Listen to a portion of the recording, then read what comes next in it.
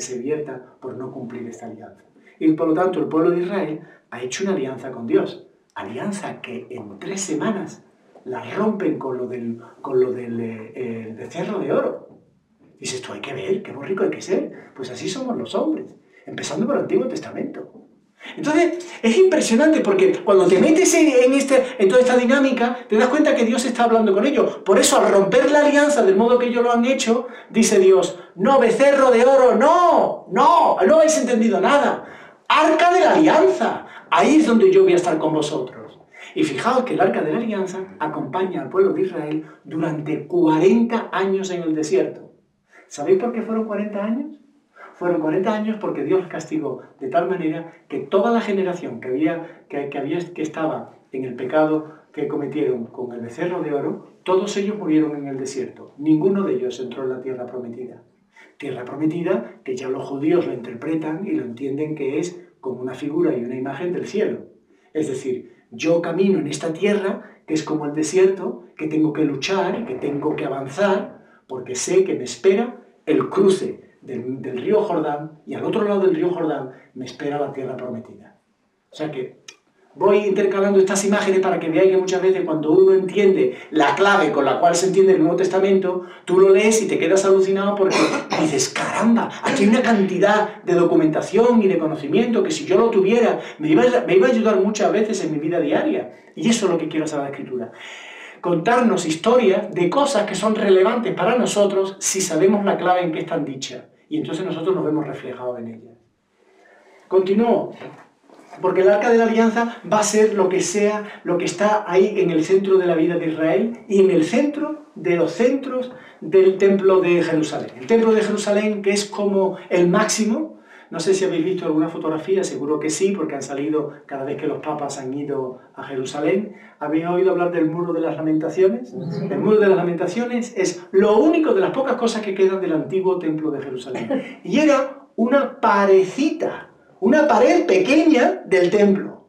El templo era inmenso y además tenía como, no círculos porque era rectangular, pero era como cosas concéntricas, es decir, tenía un patio externo inmenso que se llamaba el atrio o el patio de los gentiles, donde ahí podía entrar todo el mundo.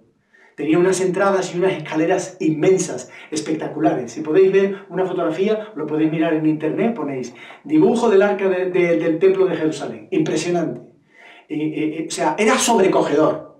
Y entonces, una vez que llegas a ese patio, hay una zona en la que no se puede pasar. Y se llama el atrio de las mujeres, o el patio de las mujeres. Ahí pueden entrar todos los judíos.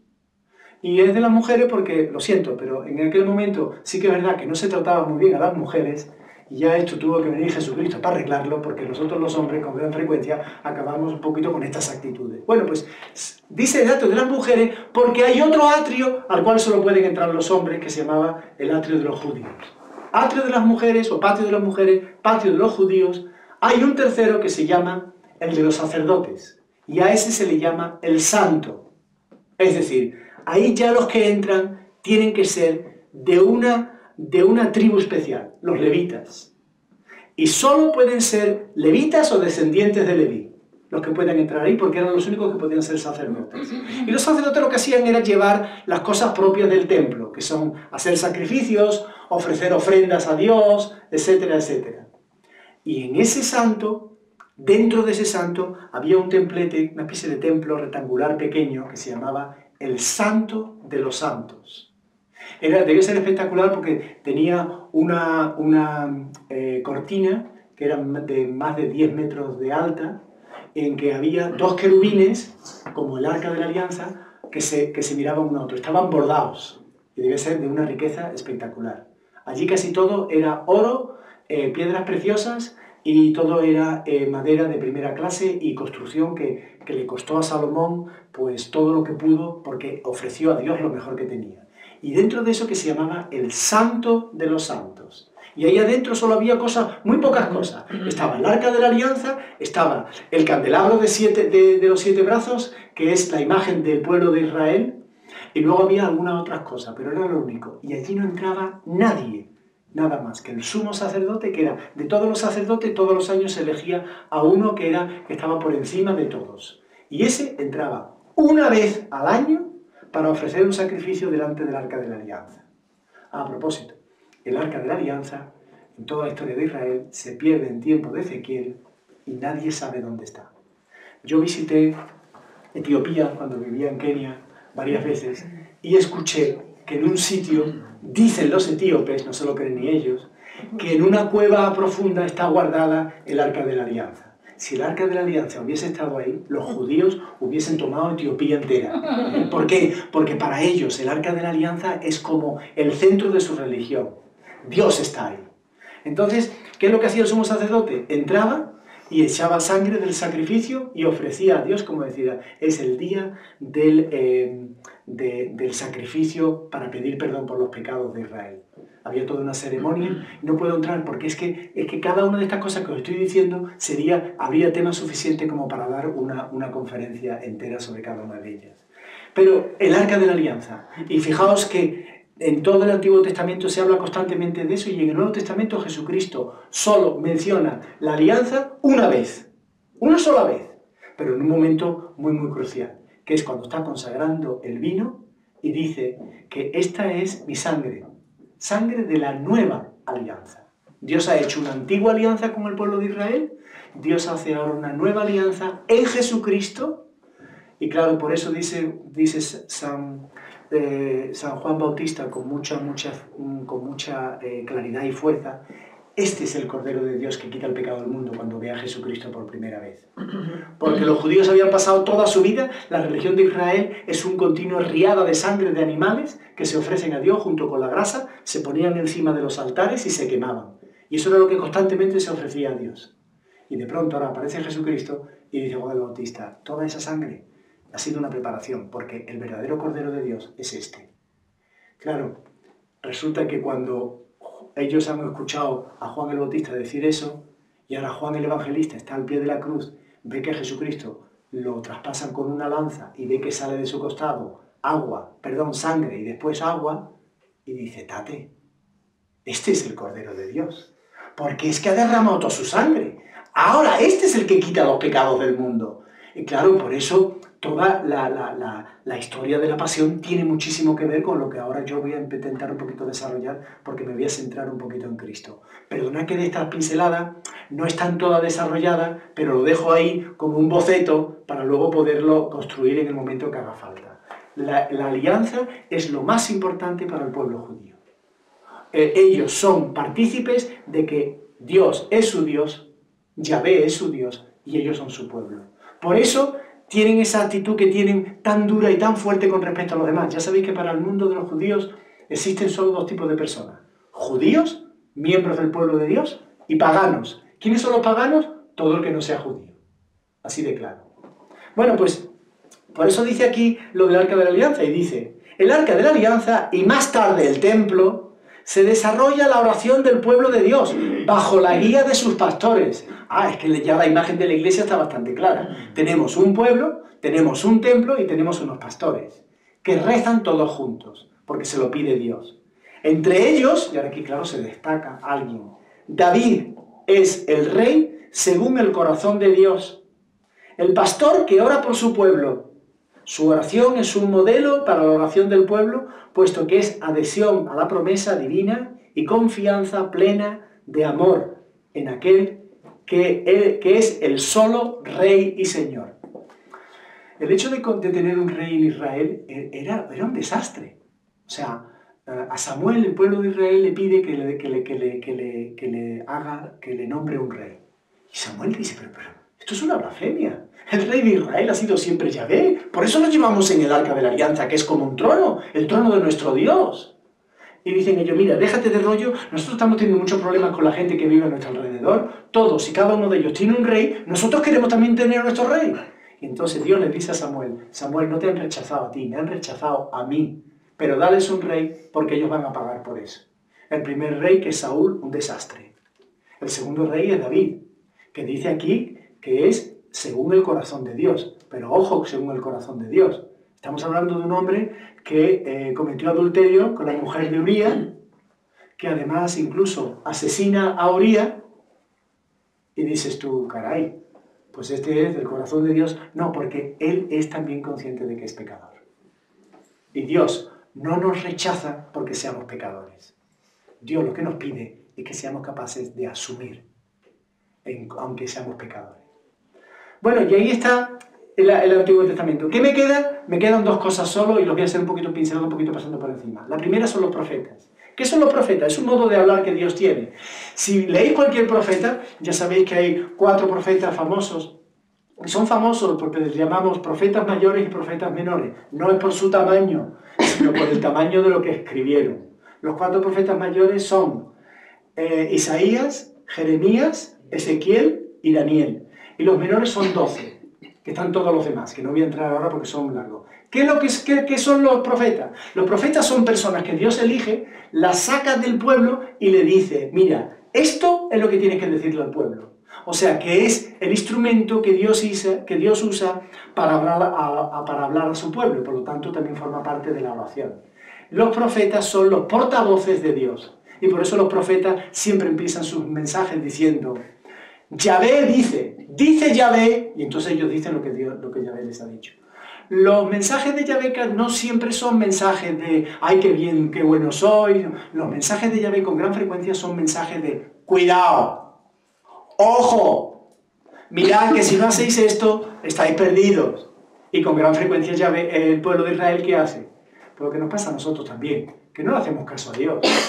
Y luego pues nos damos el coscorrón, y Dios, que es tan bueno, no va y nos dice como a veces, y ojo con eso porque nos puede pasar a todos, esa idea que tenemos de decir, ¡te lo dije! ¡Te lo dije! No, Dios es tan bueno que nos permite que nosotros tengamos esa dificultad, pero al mismo tiempo nos vuelve a recoger. Y el Antiguo Testamento es una continua historia de Dios recogiendo a su pueblo que se le va, una y otra vez, hasta que llega incluso al profeta Osea, que es el culmen de esa revelación, porque Dios coge al profeta y dice, mira, tú no vas a decir nada, tú vas a hacer, porque la gente va a entender la profecía con lo que yo te voy a decir que hagas. Cásate con esa prostituta, pero cásate con ella. Ten hijos, tuvo 3 hijos, 2 hijos con ella. Y después, al cabo de un tiempo, ella le engaña y se va con otros hombres. Y todo el libro es el pobre Osea diciendo, pero ¿yo qué he hecho para tener que hacer esto? Pero Señor, ¿por qué? Y entonces, al final del libro, Dios le dice a Osea cuál era su propósito. Y Dios le dice, mira Osea, yo he querido que hicieras esto, porque ahora tú me vas a entender. Así es como yo me siento, del modo que Israel me trata a mí. Yo soy como un marido fiel que sufre las infidelidades de su esposa. Y dices tú, caramba, vaya modo tan fuerte de hablar. Y es algo que luego los santos lo han utilizado mucho, la profecía del profeta Osea. Y lo último, los salmos.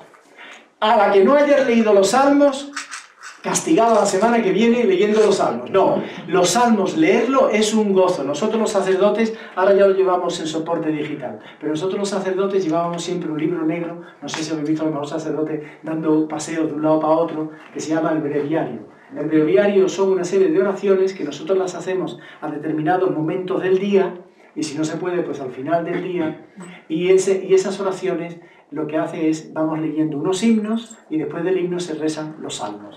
De tal manera que al cabo de un mes hemos rezado los 150 salmos.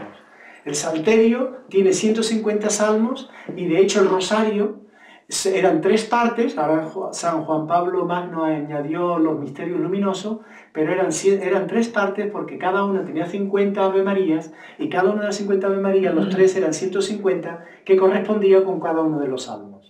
Por favor, os recomiendo que leáis los salmos.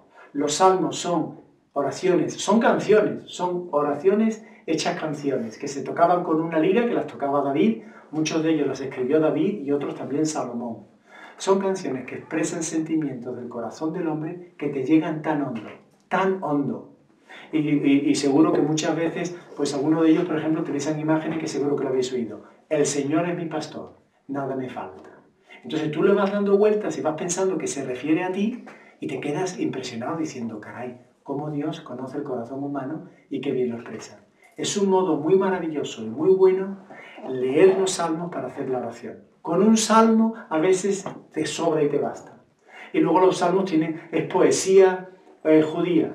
La poesía de los judíos no es como la nuestra, que a veces busca imágenes bonitas o busca rimas, sino que la poesía de los judíos es decir lo mismo con distintas palabras. y por lo tanto requiere un esfuerzo de inteligencia grande para poder expresar lo mismo de diferentes palabras. El máximo de todos es el Salmo 118, que tiene más de 100 y pico versos y todos repiten la misma idea, que es que el hombre tiene que obedecer a la ley de Dios. Y a la ley de Dios se llama ley y mandamientos y estatutos, y es increíble. Leedlo, el 118, y dice uno, ¿cómo se puede decir lo mismo de tantas diversas formas y maneras? Y esto requiere una riqueza y un esfuerzo muy fuerte. No solo la rima, o no solo que suene bien. Por eso las imágenes son muy importantes para los salmos. Y ahora lo dejamos aquí, estamos ya en el Antiguo Testamento y pegamos el gran salto. Estamos en todo este entorno en el que está una figura de Abraham, que los judíos lo miran como un modelo, una figura como Moisés, que es otro modelo. Fijaos además que son a los que constantemente los escribas y los fariseos recurren cuando quieren desafiar a Cristo. Les dicen, porque Moisés nos dijo, porque nosotros somos hijos de Abraham. Ellos están siempre con esa referencia a esos modelos que tienen. Por eso ellos rezan con los salmos, por eso ellos tienen profetas y se dirigen a los profetas. Por eso el templo de Jerusalén es para ellos lo máximo. Y por eso el Señor les tiene que decir, pues mira, no va a quedar ni piedra sobre piedra. O sea, son palabras muy fuertes. Cuando uno lee en este contexto, las palabras de Jesucristo tienen como un sentido nuevo. Y ahora llega el Nuevo Testamento. ¿Qué hace el Nuevo Testamento? Pues que resulta... San Agustín, que era un personaje muy importante en la Iglesia y que ha hecho además mucha interpretación, dice una cosa muy bonita para que le cojáis gusto al Antiguo Testamento. El Antiguo Testamento lo que ocurre es que, sin clave, es como una novela que no sabes a dónde va. Y con lo cual, algunas historias pueden tener más o menos gracia, como la de Jonás. No sé si habéis oído ya lo de la catequesis que le preguntaron a un niño, ¿cuál es la lección que se aprenda del profeta Jonás, que se lo comió el monstruo marino? Y el niño dijo, pues que los peces a los peces les damos asco, ¿no? Porque vomitó. No. Es todo un contexto, fijaos. Jesucristo, algunas de esas imágenes las explica él. Y en cuanto a lo de Jonás, dice, del mismo modo que Jonás estuvo dentro del vientre del monstruo marino 3 días, así el Hijo del Hombre, que soy yo, estaré dentro de las entrañas de la tierra durante 3 días antes de resucitar. O sea, Jonás es una imagen de Jesucristo, tanto en cuanto Jesucristo resucita al 3er día. Dices tú, ¡wow! Entonces, eso es como hay que leer el Antiguo Testamento. En el Antiguo Testamento, los cristianos de otras épocas, que lo conocían muy bien, una de las cosas que te das cuenta es que lo utilizan para la catequesis. Porque a un niño se le queda muy grabada la imagen de Jonás, que se lo ha comido el monstruo marino. A un niño se le queda muy clara la imagen de Elías, que se lo lleva al carro de fuego y se lo lleva al cielo. O sea, todo ese tipo de cosas son cosas que impresionan mucho a los niños y que se les queda muy grabado por las imágenes que son. Y ahora de pronto llega la nueva etapa, que dice la oración plenamente revelada y realizada en Jesús. Yo ahora... Y con esto luego voy a parar, por lo menos para tener un pequeño break, un pequeño descanso, porque si no os agotáis, y yo también. Y lo que quiero antes de eso es describiros una escena del Evangelio en la cual Jesucristo mismo nos enseña cómo se hace la oración. Aquí al principio dice, ¿de quién aprendió Jesús a orar? Eso es interesante esta cuestión. Porque claro, Jesucristo como Dios no aprende, pero como hombre sí. Y él, en su misma persona, hay naturaleza humana y naturaleza divina. Y como naturaleza humana, crece. Y como naturaleza humana, descubre cosas. Aunque él, como Dios, las conoce perfectamente. Y dice aquí el catecismo, conforme a su corazón de hombre, no como Dios, sino como hombre, Jesús aprendió a orar de su madre y de la tradición judía. Pero su oración brota de una fuente más secreta, puesto que es el Hijo eterno de Dios, que en su humanidad santa se dirige a su Padre, la oración filial perfecta. Claro, Jesucristo ahora nos enseña un nuevo detalle. Para hablar con Dios, tú tienes que saber que eres Hijo de Dios. Muy importante, Hijo de Dios. Y eso sí que me parece que es fundamental en el nuevo concepto que introduce Jesucristo en el tema de la oración. Dice, ¿cuándo oraba Jesús? Dice, el Evangelio muestra frecuentemente a Jesús en oración. Lo vemos retirarse en soledad, con preferencia durante la noche. Ora antes de los momentos decisivos de su misión, o en la misión de sus apóstoles. De hecho, toda la vida de Jesús es oración, pues está en constante comunión de amor con el Padre. Y le vemos, y sale en el Evangelio, y dice que se levantó mucho antes de que amaneciera, se fue a un lugar solitario y allí oraba. Y muchas veces ha habido santos que se han preguntado, y dicen, ¿pero para qué oraba si era Dios? ¿No es hablar con Dios? Entonces, ¿qué hacía? ¿Hablaba consigo mismo? No, nos está dando ejemplo como hombres, y nosotros como hombres tenemos que tenerle a Él como modelo también de oración. Y dice aquí, ¿cómo oró Jesús en su pasión? Y esto es lo que voy a describir, y aquí paramos. La oración de Jesús durante su agonía en el huerto de Getsemaní y sus últimas palabras en la cruz revelan la profundidad de su oración filial. Jesús lleva a cumplimiento el designio amoroso del Padre y toma sobre sí todas las angustias de la humanidad, todas las súplicas e intercesiones de la historia de la salvación.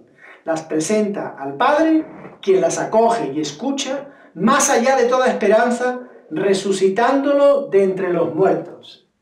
Dices, ¡wow! Vamos a ver, voy a darle un pequeño vuelta a esto que sí que me parece importante.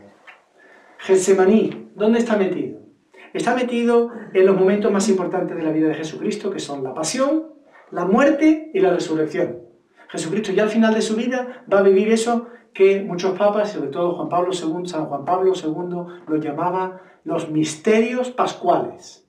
La Pascua significa que Jesucristo pasa de este mundo al Padre. ¿Y cómo pasa al Padre de este mundo? Por la pasión, por la muerte y la resurrección. Muy bien. Bueno, pues Jesucristo comienza todos estos misterios pascuales en el cenáculo y empieza con la última cena. La última cena daría para miles de charlas. Y quizás ahora que va a empezar la Cuaresma y luego vendrá la Semana Santa, quizás sea un momento adecuado para lidiarlo. Yo quiero ver qué es lo que pasa después de la última cena. La última cena acaba de un modo muy raro, por lo menos para los judíos.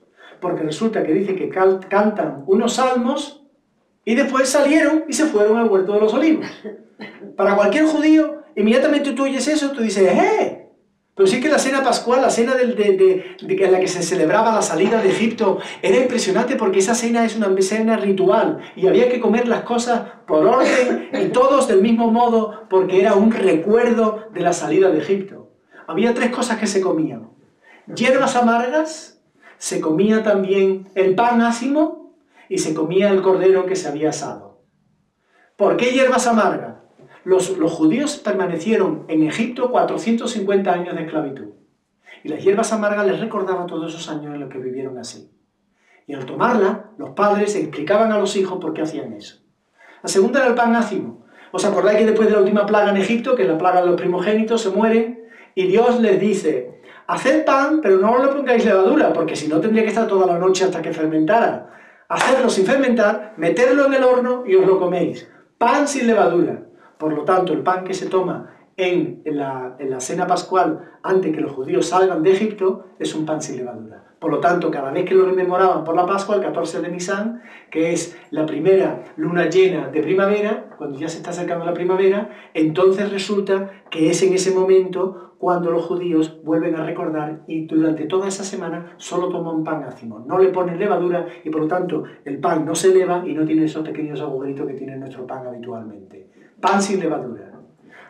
Por la prisa de salir corriendo de Egipto. Y tercero, el cordero. ¿Por qué? Porque el Cordero de Dios es el que quita el pecado del mundo. Murió el Cordero, se puso la sangre del Cordero en las puertas de las casas de los judíos y por lo tanto el ángel que venía para llevarse y hacer morir a los hijos primogénitos y a los animales, primogénitos de los animales, al pasar por una de esas casas, pasaba de largo. Y de ahí es donde viene la palabra Pascua, de pasar. Y no que entrar en esa casa para que murieran también. Por lo tanto, los judíos tienen la idea clara que el Cordero les salvó a ellos de morir. Tan es así que Dios luego les va a decir que cuando tengan un hijo primogénito o el